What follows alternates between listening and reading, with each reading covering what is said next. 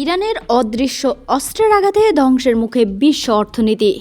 বিশ্বে ক্ষমতার ধারণাই বদলে দিয়েছে ইরানের ড্রোন।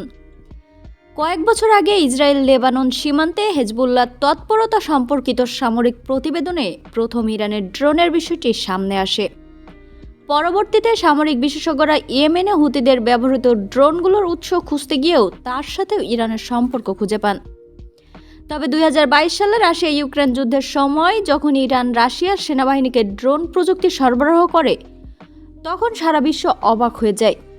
এর কিছুদিন আগে ইউক্রেনের রাজধানী কিয়েভের আকাশে জেরেনিয়াম-2 শাহেদ 136 ড্রোন প্রথমবারের মতো প্রকাশ্যে এসেছিল। গুরুত্বপূর্ণ প্রশ্ন হলো, 4 দশক ধরে নিষেধাজ্ঞার মুখে থাকা একটি দেশ কিভাবে আন্তর্জাতিক সংঘাতে খেলার নিয়ম বদলে দিতে সক্ষম হলো। তার উপরে আবার জ্বালার উপরে বিষ পোড়া হচ্ছে হরমুজ প্রণালী। ড্রোন প্রযুক্তির ক্ষেত্রে এর সাফল্যের মূল চালিকা শক্তি ছিল আসলে কি? প্রকৃতপক্ষে 1979 সালে ইরানের উপর নিষেধাজ্ঞা আরোপের পর ইরান তাদের নিজেদের ভেতরের সম্ভাবনা নিয়ে ভাবতে থাকে এবং সংকট থেকে বের হওয়ার পথ খুঁজতে থাকে। তখনকার ইরানের নেতৃত্ব তাদের নিজেদের প্রকৌশলীদের ওপর আস্থা রাখে এবং তাদেরকেই উদ্বুদ্ধ করেছিল। নিষেধাজ্ঞার কারণে ইরান বিদেশে একটি সরবরাহ নেটওয়ার্ক গড়ে তোলার চেষ্টা করে, যাতে প্রয়োজনীয় যন্ত্রপাতি ও খুচরা যন্ত্রাংশ সংগ্রহ করা যায়। কিছু ক্ষেত্রে তারা বেসামরিক প্রযুক্তিরও সহায়তা নিয়েছে। কিন্তু অবাক করা বিষয় হলো, সীমিত সম্পদ মধ্যেও ইরানিরা সুস্পষ্ট কৌশল নির্ধারণ করেছিল, তা ধৈর্য, অধ্যবসায় ও ধারাবাহিকতার সঙ্গে কাজ করা, যা তাদের সাফল্যের ভিত্তি হিসেবে ধরা হয়। 1979 সালের জানুয়ারিতে যখন শাহ মোহাম্মদ রেজা পাহলভি যখন দেশ ত্যাগ করেন, তখন তিনি অস্ত্রের দিকে এই অঞ্চলের সবচেয়ে শক্তিশালী সেনাবাহিনী রেখে গিয়েছিলেন। সে সময় ইরানের বিমান বাহিনীর কাছে F-14 টমক্যাটের মতো বিমান ছিল না, যা সেই সময়ের বিশ্বের অন্যতম উন্নত প্রযুক্তির যুদ্ধ বিমান হিসেবে বিবেচিত হতো। এদিকে 1983 সালের সেপ্টেম্বরে ইরাকি বাহিনী ইরানের ভূখণ্ডে হামলা চালায়, যার ফলে দুই দেশের মধ্যে একটি ভয়াবহ রক্তক্ষয়ী যুদ্ধ শুরু হয়, যা 8 বছর ধরে চলে।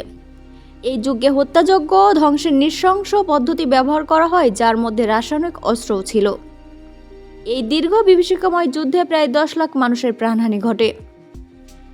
যুদ্ধের শুরুর দিকে ইরাকি বাহিনী আকাশপথে আধিপত্য বজায় রেখেছিল, যার ফলে তারা উল্লেখযোগ্য সাফল্য পায়। ইরাকি সেনাবাহিনী সোভিয়েত ইউনিয়ন থেকে গোয়েন্দা বিমান ক্রয় এবং ইরানি বাহিনীর অবস্থান শনাক্ত করতে, তাদের গতিবিধি পর্যবেক্ষণ করতে স্যাটেলাইট চিত্র ব্যবহার করত, যা তাদের যুদ্ধক্ষেত্রে একটি সুস্পষ্ট সুবিধা প্রদান করে। যুক্তরাষ্ট্রের প্রকৌশলীরা চলে যাওয়ার পর তাদের যুদ্ধ বিমানগুলো যেমন অকেজো হয়ে পড়েছিল, তেমন নিজেদের প্রযুক্তিকেও তখন আর উন্নত করতে পারেনি নানা নিষেধাজ্ঞার পরে। এর বিপরীতে তখন ইরানের সামরিক বাহিনী এমন একটি যুদ্ধ লড়ছিল, যার জন্য তাদের কাছে না ছিল সুনির্দিষ্ট পরিকল্পনা, না ছিল সামরিক সক্ষমতা। ইরানের অস্তিত্ব রক্ষার এই যুদ্ধে তাদের আধুনিক প্রযুক্তির জন্য প্রয়োজন ছিল আধুনিক প্রযুক্তিগত অস্ত্র, কিন্তু অর্থনৈতিক নিষেধাজ্ঞার কারণে তারা বিশ্ববাজার থেকে সেই প্রযুক্তি কিনতে পারত না। 2019 সালে সৌদি আরব আরামকো তেল স্থাপনায় হামলায় এই সক্ষমতার কার্যকারিতার স্পষ্টভাবে প্রমাণ করে। ওই হামলায় মার্কিন প্রতিরক্ষা ব্যবস্থা ইরানি তৈরি ড্রোন প্রতিহত করতেও ব্যর্থ হয়। যদিও হামলার দায় হুতিরা স্বীকার করেছিল, তবে ব্যাপকভাবে ধারণা করা হয় যে যেসব ড্রোন ইরান বা ইরাকের ভূখণ্ড থেকে উৎক্ষেপণ করা হয়েছিল। যদি একটি ড্রোন তৈরি করতে $20,000 খরচ হয়, তবে নির্ভুলতার দিক থেকে এটি $20 লাখ ক্রুজ মিসাইলের সমান কার্যকর হতে পারে। ড্রোন মূলত সর্বোচ্চ নির্ভুলতা বা ব্যাপক ধ্বংসযজ্ঞের জন্য নয়, বরং শত্রুর প্রতিরক্ষা ব্যবস্থাকে দুর্বল করে দিতে এবং আর্থিক চাপ বাড়াতেই তৈরি করা হয়।